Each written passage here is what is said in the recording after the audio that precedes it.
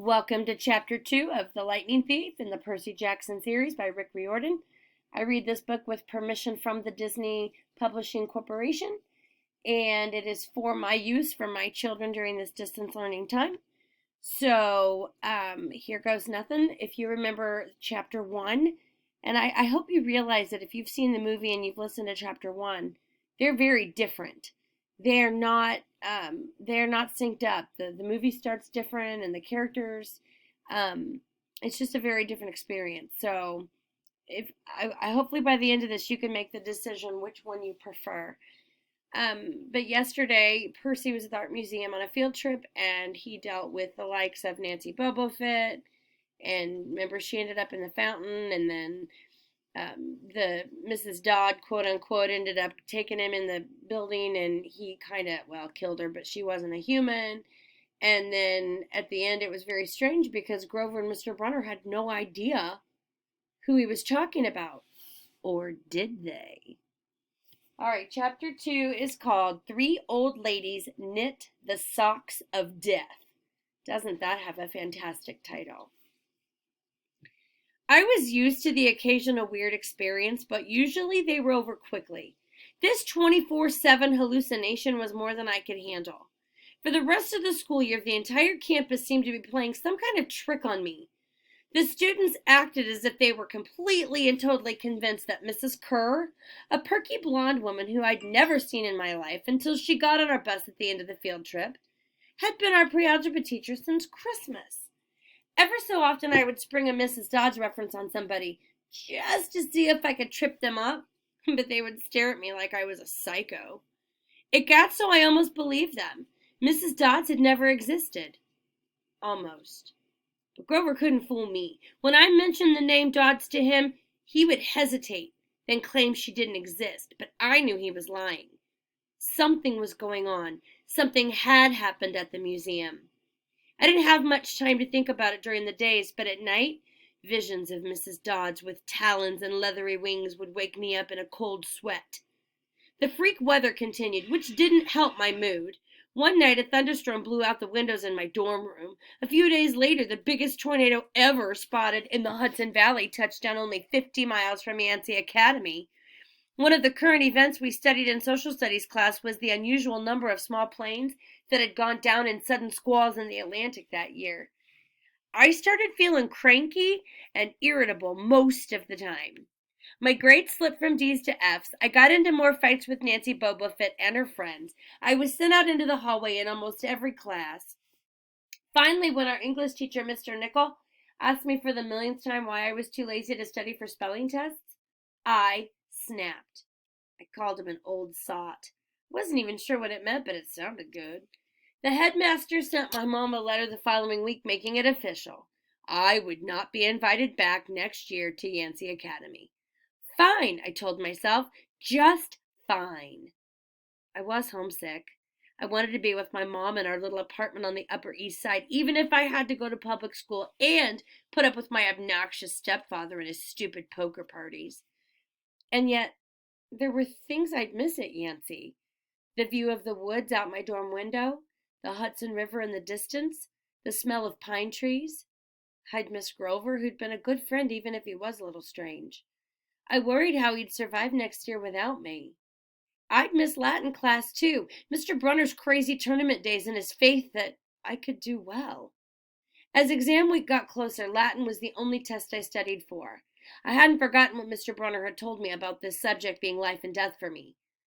I wasn't sure why, but I'd started to believe him. The evening before my final, I got so frustrated I threw the Cambridge Guide to Greek Mythology across my dorm room. Words had started swimming off the page, circling my head, the letters doing 180s as if they were riding skateboards. I'm going to call that simile to your attention, that the letters were doing 180s as if they were riding skateboards. I think that's a fantastic visual. There was no way I was going to remember the difference between Chiron and Charon, or Polydictes and Polydeuces, and conjugating those Latin verbs? Forget it. I paced the room feeling like ants were crawling around inside my shirt. I remembered Mr. Brunner's serious expression, his 1,000-year-old eyes. I will accept only the best from you, Percy Jackson. I took a deep breath. I picked up the mythology book. I'd never asked a teacher for help before. Maybe if I talked to Mr. Brunner, he could give me some pointers. At least I could apologize for the big fat F I was about to score on his exam. I didn't want to leave Yancey Academy with him thinking I hadn't tried. I walked downstairs to the faculty offices. Most of them were dark and empty, but Mr. Brunner's door was ajar, light from his window stretching across the hallway floor. I was 3 steps from the door handle when I heard voices inside the office. Mr. Brunner asked a question. A voice that was definitely Grover's said, "Worried about Percy, sir." I froze. I'm not usually an eavesdropper, but I dare you to try not listening if you hear your best friend talking about you to an adult. I inched closer. "Alone this summer," Grover was saying. "I mean a kindly one in the school. Now that we know for sure, and they know too." "We would only make matters worse by rushing him," Mr. Brunner said. "We need the boy to mature more." "But he may not have time. The summer solstice deadline." "Will have to be resolved without him, Grover. Let him enjoy his ignorance while he still can." "Sir, he saw her." "His imagination," Mr. Brunner insisted.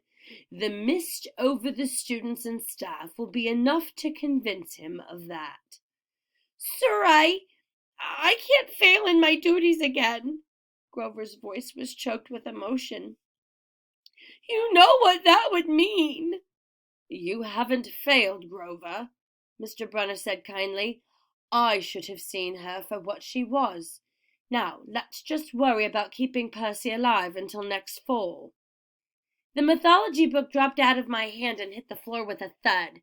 Mr. Brunner went silent. My heart hammering, I picked up the book and backed down the hall. A shadow slid across the lighted glass of Brunner's office door. The shadow of something much taller than my wheelchair-bound teacher, holding something that looked suspiciously like an archer's bow. Foreshadowing. I opened the nearest door and slipped inside. A few seconds later, I heard a slow clop, clop, clop like muffled wood blocks. Then a sound like an animal snuffling right outside my door. A large dark shape paused in front of the glass, then moved on. A bead of sweat trickled down my neck. Somewhere in the hallway, Mr. Brunner spoke. "Nothing," he murmured. "My nerves haven't been right since the winter solstice." "Mine neither," Grover said. "But I could have sworn—" "Go back to the dorm," Mr. Brunner told him. "You've got a long day of exams tomorrow." "Don't remind me." The lights went out in Mr. Brunner's office. I waited in the dark for what seemed like forever. Finally, I slipped out into the hallway and made my way back up to the dorm. Grover was lying on his bed studying his Latin exam notes like he'd been there all night. "Hey," he said bleary-eyed, "you going to be ready for this test?" I didn't answer. "You look awful," he frowned. "Is everything okay?" "Just tired." I turned so he couldn't read my expression and started getting ready for bed. I didn't understand what I'd heard downstairs. I wanted to believe I'd imagined the whole thing. But one thing was clear.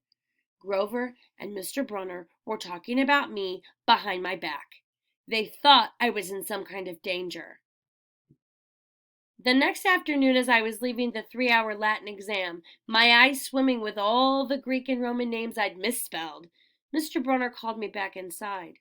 For a moment, I was worried he'd found out about my eavesdropping the night before, but that didn't seem to be the problem.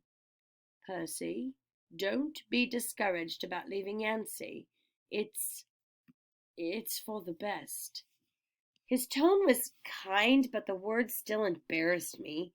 Even though he was speaking quietly, the other kids finishing the test could hear. Nancy Bobofit smirked at me and made sarcastic little kissing motions with her lips. I mumbled, "Okay, sir." "I mean," Mr. Brunner wheeled his chair back and forth like he wasn't sure what to say, "this isn't the right place for you. It was only a matter of time." My eyes stung. Here was my favorite teacher in front of the class telling me I couldn't handle it. After saying he believed in me all year, now he was telling me I was destined to get kicked out. Right, I said, trembling. No, no, Mr. Brunner said. Oh, confound it all. What I'm trying to say, you're not normal, Percy. That's nothing to be. Thanks, I blurted. Thanks a lot, sir, for reminding me. Percy! But I was already gone. So you see, Percy thinks his teacher doesn't believe in him, but what we know through the foreshadowing, through the clues in the story, is that clearly there's something that they're not telling Percy. And could you just imagine being a kid in 6th grade and you have learning trouble, you are going through all of these challenges, every school you go to is a disaster, and then the one person that believes in you tells you that you don't belong there. So I can see where he would be freaked out. Now we know, because not only is there a cover of the book, there's a title, we know the synopsis of the story, but we also are feeling these foreshadowing clues as we read. On the last day of the term, I shoved my clothes into my suitcase. The other guys were joking around talking about their vacation plans. One of them was going on a hiking trip to Switzerland. Another was cruising the Caribbean for a month. They were juvenile delinquents like me, but they were rich juvenile delinquents. Their daddies were executives or ambassadors or celebrities. I was a nobody from a family of nobodies. They asked me what I'd be doing this summer, and I told them I was going back to the city. What I didn't tell them was that I'd have to get a summer job walking dogs or selling magazine subscriptions and spend my free time worrying about where I'd go to school in the fall. Oh, one of the guys said, that's cool. They went back to their conversation as if I'd never existed. The only person I dreaded saying goodbye to was Grover, but as it turned out, I didn't have to. He'd booked a ticket to Manhattan on the same Greyhound as I had, so there we were, together again, heading into the city. During the whole bus ride, Grover kept glancing nervously down the aisle, watching the other passengers. It occurred to me that he'd always acted nervous and fidgety when we left Yancey, as if he expected something bad to happen. Before, I'd always assumed he was worried about getting teased, but there was nobody to tease him on the Greyhound.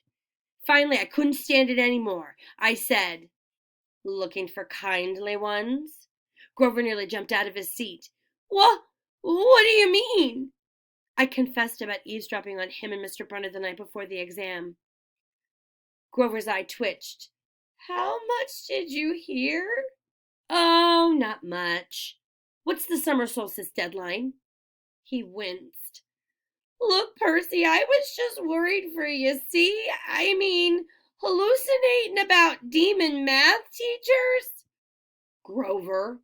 And I was telling Mr. Brunner that maybe you were overstressed or something, because there was no such person as Mrs. Dodds, and, Grover, you're a really, really bad liar.